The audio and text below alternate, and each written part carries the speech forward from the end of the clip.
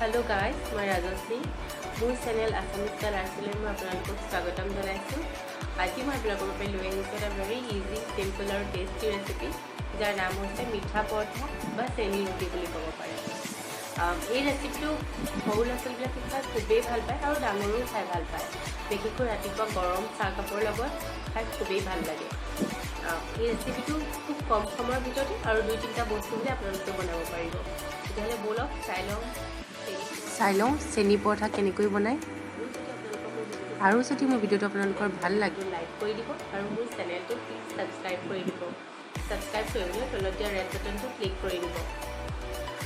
আৰু যদি আপোনালোকৰ ৰেচিপিটো চাই ভাল লাগে তেতিয়াহ'লে আপোনালোকেও ট্ৰাই কৰিবচোন আৰু মোক কমেণ্ট কৰি জনাবলৈ নাপাহৰিব যে আপোনালোকৰ কেনেকুৱা লাগে।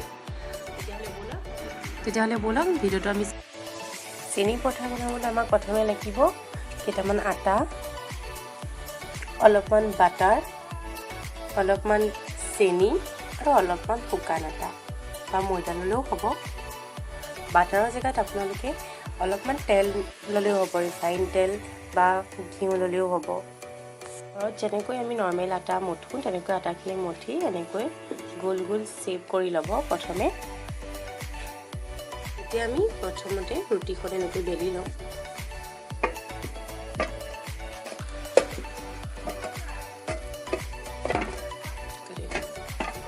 ৰুটিখন এনেদৰে বেলি ল'ম ভালকৈ চাৰিওফালৰ পৰা।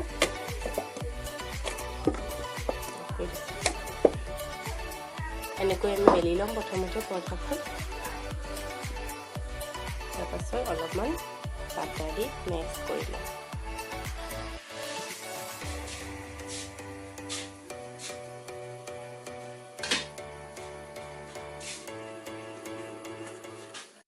এনেকৈ প্ৰথমতে বাটাৰ অলপ দি চাৰিওফালে মোহাৰি ল'ম। তাৰপিছত অলপমান শুকান আটা গুৰি আকৌ চাৰিওফালে এনেকৈ দি ল'ম ইয়াত।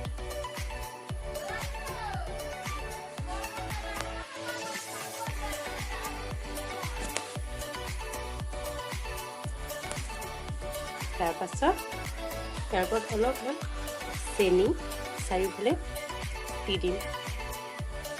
চাৰিওফালে সমান পৰিমাণে চেনিখিনি দি ল'ম।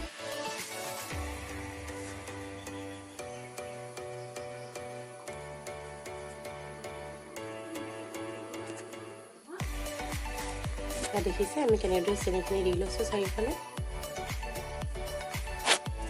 এতিয়া আমি চাৰিওফালৰ পৰা এনেকৈ মেৰিয়াই ল'ম।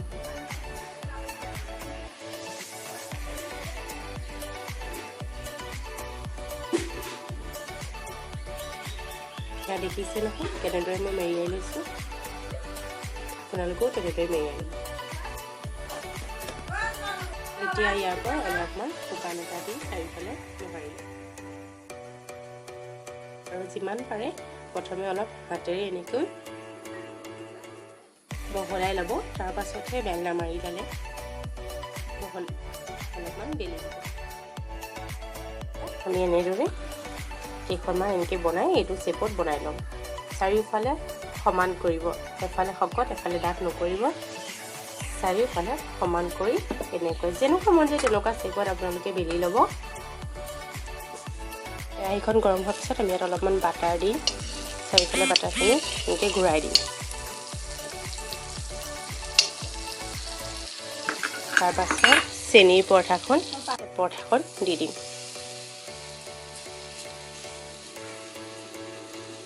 এতিয়া পৰঠাখন আমি এনেকৈ ঘূৰাই ল'ম।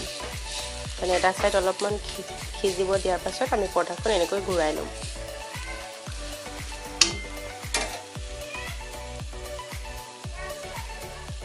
পৰঠাখন আমি এনেকৈ ঘূৰাই ল'ম আৰু এইটো চাইডত অলপমান বাটাৰ দি দিম ওপৰৰ পৰা। বাটাৰ দি এনেকৈ পৰঠাখনৰ চাৰিওফালে ঘূৰাই ল'ম।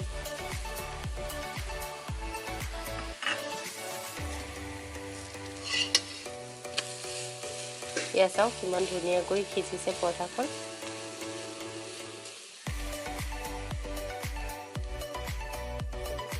চাওক পৰঠাখন ভালদৰে দুইটা চাইডৰ পৰাই সিজিছে।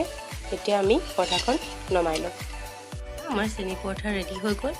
এতিয়া আপোনালোকে এই পৰঠাকেইটা গৰম গৰম চাহৰ লগত ছাৰ্ভ কৰক।